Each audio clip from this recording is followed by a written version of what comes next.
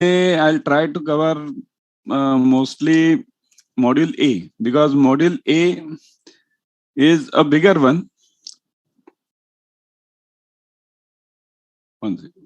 Module A is a bigger one, and also important one. Means the biggest modules among these ABCD is A, and theory wise it's difficult. Okay, only 10th and 11th chapter have the problems over here. So module A, what can be the probable questions? What can be? Huh? So first is balance of trade and balance of payment. Means not only I'm saying probable questions, you must also study these for CAIIB also, and as a banker also you should know all these things, right? So balance of trade and balance of payment, right? What is the difference between the two? Then what comes in balance of trade? Basically business accounts, means the export and import is handled by balance of trade. And what about balance of payment? I've already covered this in my earlier, all these topics in my earlier lectures. So balance of payment means other, including trade, other payments also. Okay. So balance of payment will include balance of trade. Okay. So balance of payment and trade. Then second is demographic dividend. It should be D, E, and D, dividend. Okay. So what is that basically? Demographic dividend. Demographic dividend means due to the shift in the age group, particularly I'm talking, means what does that means this finance books give? Demographic dividend means due to the shifting of this age group in any country, means the working age group, the expected growth of that country within coming years is known as demographic dividend. Okay, dividend. What do you mean by dividend? The advantage which I'm getting. If I'm having shares, then what do you mean by dividend? Dividend means which I'm getting on those shares. Because of holding those shares, I'm getting some dividend. Similarly over here, demographic dividend means if my country is holding a huge chunk of young populations, then definitely I'll get some dividend. My country will grow faster, right? India is having the best demographic dividend, right? Means no country is as young as India presently, if you check on Google also. So that is second point. Third is ISLM curve or Hicks-Hanson's theory. Generally, ISLM curve, there is, there's here, 4 it's written over here. It means it's repeated roughly four times. Okay, or many times, basically, you will call it. There can't be a paper without ISLM curve. Okay, and even there can't be a banker without knowledge of ISLM curve. That's plain and clear. Okay, you must know this ISLM curve. Now, what is ISLM? I've already covered that again, because if I go on giving the details of everything now, so it won't be the whole required portion which we have to cover, won't be covered over here. Okay, so kindly understand that ISLM curve which we have already covered over there. Kindly go and watch those videos also. Then basic difference between ISLM curve, right? Here, just one liner if you want. It's like this: IS always slopes downwards, LM always slopes upwards. Okay, IS is investment savings. Okay, and LM is what? Liquidity preference. That's called as P is silent over here. Okay, so this liquidity preference money supply, that's called as money curve, you can call it, but P is silent over there. Then next question you may get it on economic, this laissez-faire economy. What is laissez-faire? What are the 3 types of economies? Government controlled, means generally we'll call it socialist. Then second is capitalist, right, where everything is controlled by the companies. And third is the mixed economy, where both of them are the mixtures. But what is laissez-faire then? Laissez-faire means, basically, remember, it's simply speaking this extreme case of capital economy. Extreme case. Even in capital economy, government has some function to do. It may be 10%, but in laissez-faire, 0%. Okay, nothing is controlled by government. Everything is controlled by capitalist only, means private companies. Then we have problem on CRR SLR. Now that is that you get it in module D also over here. Okay, so we can shift it over there. Problem on GDP deflector. So as I've told you regularly during my lectures, chapter number 10 and 11, you'll definitely get the questions, problems. Okay, so GDP deflator, you'll get those problems, and deflator will always be a case study. Okay, so what is a deflator? GDP deflator. GDP deflator is what? Just simple real upon nominal GDP, real GDP upon nominal GDP, right? Reverse way, actually, nominal upon real it is. Nominal is in the numerator. So nominal upon real. Okay, so what is nominal? Nominal is absolute without any base year. That is GDP. Check our GDP lectures. What is real GDP? Real GDP means basically it has a base year, and base year means what? For example, if I'll just take the benchmark of 2014 or 2012 as a benchmark. So what will I do in real GDP?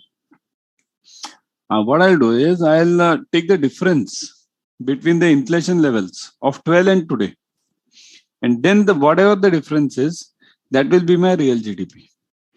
Real GDP means, actually it means, why am I explaining this? Because this is a 5 marks question, and these things you need to understand. Basically, you need to get it through.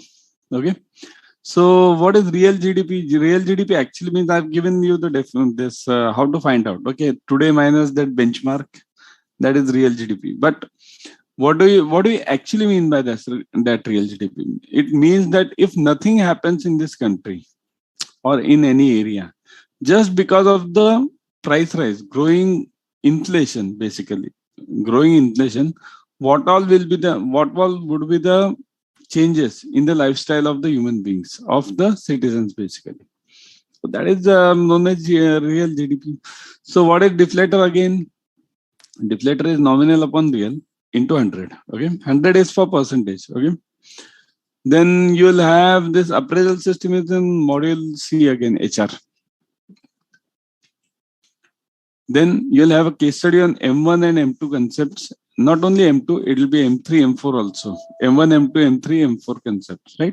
All that narrow money, broad money, right? M1, M2, narrow, M4, broad, right? Can anyone tell me what is M1, M2 money and M3, M4 money? Anyone? What does it mean? Think over it. I'll answer it. Not an issue. But you must think over it if you have studied. So what is M1, M2? M1 is what? Narrow money. What is that? It is just the floating money, means savings deposits in the banks. What is M2? Savings deposits in banks means M1 plus savings in these post offices, right? And what is M3? M1 plus the FDs in the bank. What is M4? M3 plus this FDs in post. Basically all deposits are under M4. Study that video again. Okay, go through that video. Then 5 marks case study, you will get it on revenue capital deficit. Now what is this revenue capital? Anyone remembers? Capital expense. Now what is this for? Basically this is a chapter 11 question, budget. Okay, so what are the income sources of government? Anyone remembers? What are the two types of income sources? Capital income and revenue income, right? What is capital income? Capital income is firstly through non-debt and debt, right? Non-debt means what? Selling of the assets. What do you mean by assets? It can be shares, Navratna companies, anything. Government-owned companies, okay, or land banks, anything. And what is this debt-related capital? Means what? Basically taking loan from outside bank, countries, basically, or IMF or anything, okay, like that. What are the revenue sources? Means income sources from revenue model. Revenue means daily business. What is the business of government? Business of government is to collect the taxes, right? So revenue also has two parts, tax and non-tax. Okay. What is the tax revenue? Means whatever the taxes are collected, that is going to the government. And what is this non-tax? Non-tax means all that fees or fines which the government takes, right? When you apply for that exams, government exam, the exam fees goes to government only. So that is also a revenue source. Some other special assessments on some guys for income tax or something like that. Or it can be from any department, not only income tax. Special assessment can be from any forest department also. Okay. So any department. Okay. So 5 marks case study on that. Means what will be the case study then? Case study will be like this. What is the income, capital income of the government? And what will be the revenue, capital revenue of the revenue income of the government? And what are the expenses? They'll be given to you. And only those cases, just subtract these figures and you'll get the deficit or surplus, whatever the question is. Okay. Then relationship between the demand and supply curve. Okay. What is demand curve and what is supply curve? By now you might have understood because just Sunday there's an exam 2 days from now. So what is demand curve? Demand curve, this is similar to that ISLM, right? IS goes down, similarly demand goes down. Supply goes up, similarly that LM goes up. Okay. So relationship between them is one is going down, demand is going down, slope is going up. Then where it matches, it's known as equilibrium. So that is also asked many times. What does equilibrium mean? Where is the equilibrium in the? A figure will be given to you, and you can get the case study also on this. Some demand curve will be given to you, supply curve will be given to you. There will be an equilibrium. Then they'll ask for some shift in demand and give you some figures for change in the output. Output means basically this demand versus time. That will be there. Then next is this features of money. This can also come by because this is growing now. What do you mean by money? Money means only notes. Means when we handle the note, currency notes, right? So that is money. Now, if that is money, then the question is, what are the features? Features means what? If we hold a note today, and even after 10 years, the rupee 100 rupee note will be 100 rupee note, right? So that's why it's the same. That is point number 1, value, right? 100 today is 100 after 10 years. Of course, you can buy lesser things, but 100 is 100. Okay. So point number 1, this. Point number 2 is what? Easily transferable, right? You can transfer this note 1,000 times, right? That is point number 2. Then there are in fact 5 to 6 features of this money, right? Easily exchangeable, all these things. So you can definitely check the videos on features of money, study that. Then next is liquidity preference in case of increase in interest rates. Now this is related to ISLM curve. Okay, liquidity preference means LM. In case of increase in interest rates means what? It basically means how will this LM curve move if the interest rates go up? Okay, if the interest rate go up, this LM curve will slope downwards. Always remember. Okay, means if the interest rate goes up, basically. So LM is what? How does LM move? IS and LM, right? IS slopes downwards, LM slopes upwards, right? So as the interest rates go up, this LM goes up. Okay, so basically you study that this effect of the interest rate on liquidity preference. Increase in money supply lowers interest rate and raising inflation. Now this was a specific question asked. Increase in money supply lowers interest rates. So if the money supply is increased, how will the money supply increase? Money supply will increase when the interest rates go down. Okay, so if the interest rates go down, money supply means CRR goes down. then definitely money supply will increase and it will raise the inflation. Okay. Sometimes what happens, these two questions are combined. This liquidity LM curve and this money supply. Okay, because both are one and the same, just two sides of the same coin. Okay. Then you are asked the definitions and some problems on this NDP. NDP means it can be called a GNP also, gross national product. So it is an annual measure of economic output of the nation that is adjusted to account for depreciation. This is many times repeated. What do you mean by NDP or GNP? Okay. Sometimes they call it GNP, sometimes they call it NDP. So what is, there's another definition to it. NDP means it is equal to sum total of the value added at the factor cost or net domestic product at factor cost and net factor income from abroad. Now, what is this factor? Factor word always factor cost, factor income. Factor means basically those who are earning that. Now, who are earning that? Of course, these are human beings. Okay. Either these are artificial persons or natural persons. Artificial means again these are companies or trusts or somebody, but they are also created by human beings only. So it ultimately boils down to human beings. Okay. So it is equal to some value of the some value added at factor cost. So this is generally the fill in the blank given. Okay. Equal to sum total of value added at factor cost. And this formula is given that government spending plus government this budget for this outside means this expenditure basically. Then similarly, this capital spending means from privates, and then net of export and import. There's a big formula for finding out that GDP basically. So once you find out GDP, then how can you find out GNP from that or NDP from that? So just in GDP, what you do, whatever is prepared by outside guys, that is to be subtracted. And also whatever is prepared by Indian guys outside, that is to be added.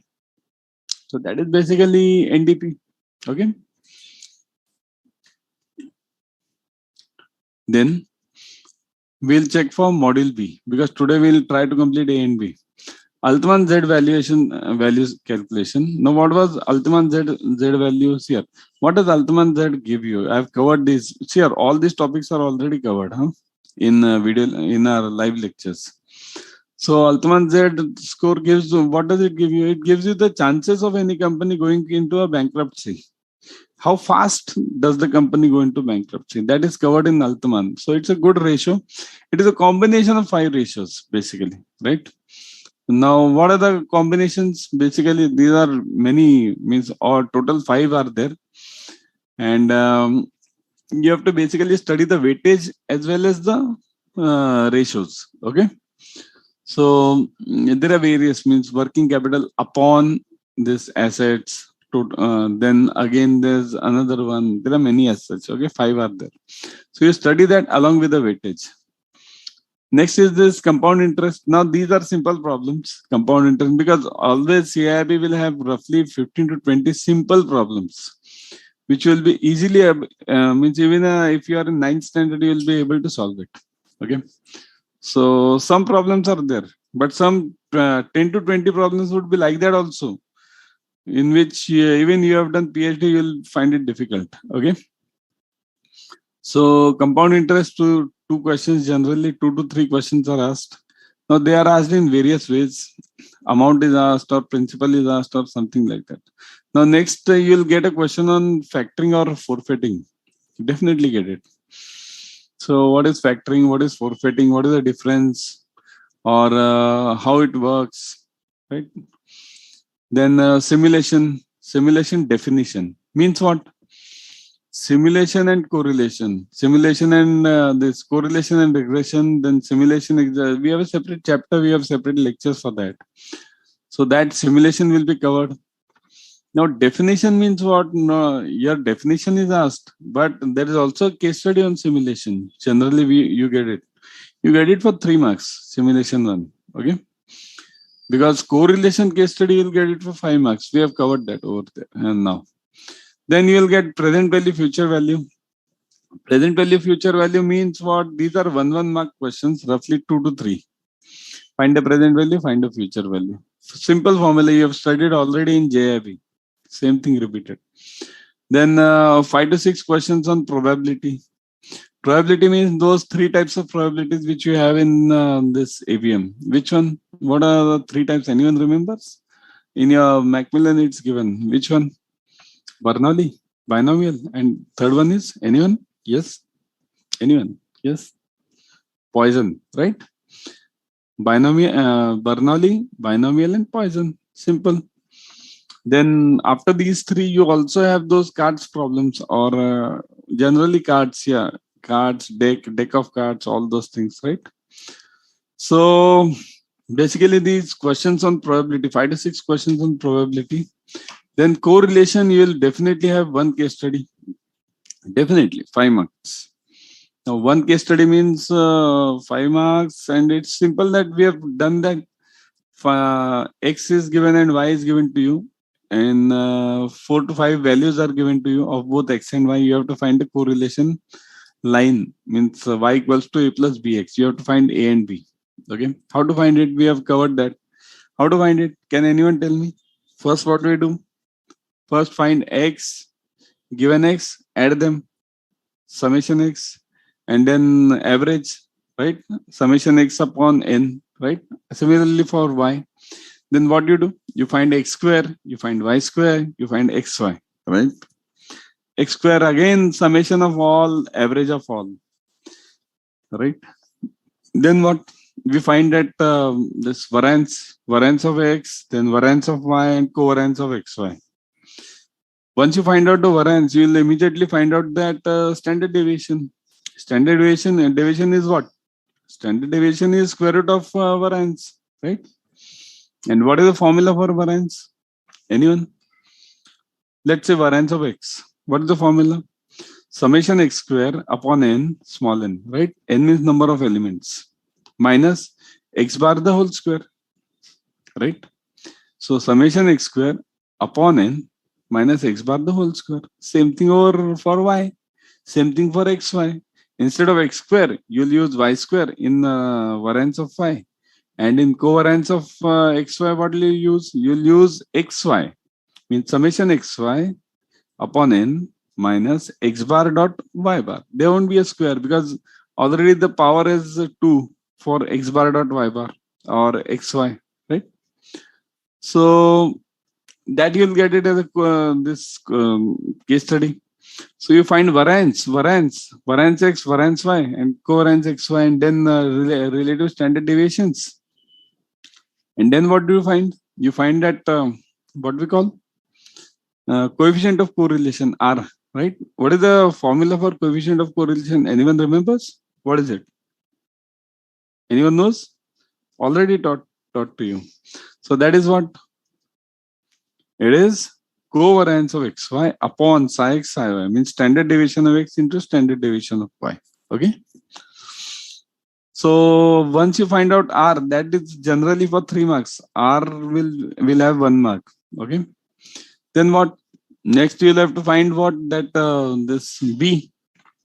What is the formula for B? Covariance of XY upon variance of X. Okay.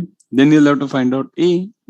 How to find out A? Just input the value of B, X bar, Y bar, and then you'll get the value of A. That's it. You have got A, you have got B.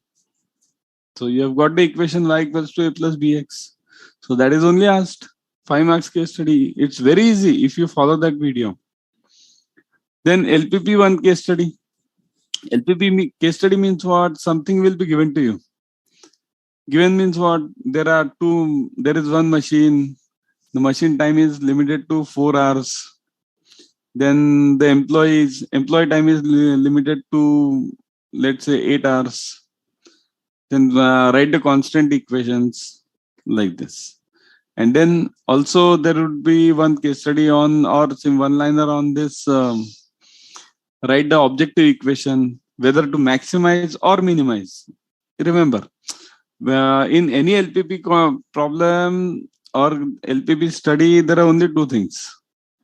One is constraint, second is objective. Okay. Then in objective, there are again two things. Either it's a cost or it's a profit.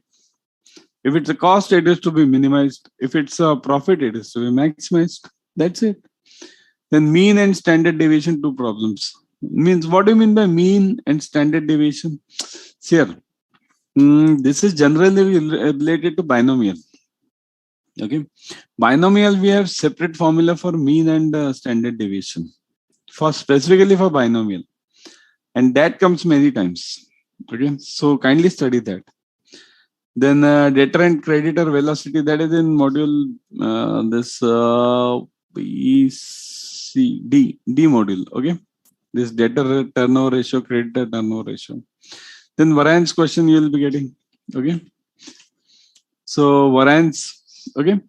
So variance means you will have to study that. What is variance and how it is calculated? What is the standard deviation? How to calculate standard deviation from variance? Okay. So that was it, the purpose of mine, because I didn't have to give you any lecture on any topic today. Even tomorrow, I'm planning for the same module C and D. So that, see, after all, passing the exam is important.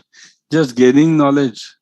If I tell you, you'll gain the knowledge with my lectures, but I can't guarantee you about passing the exam.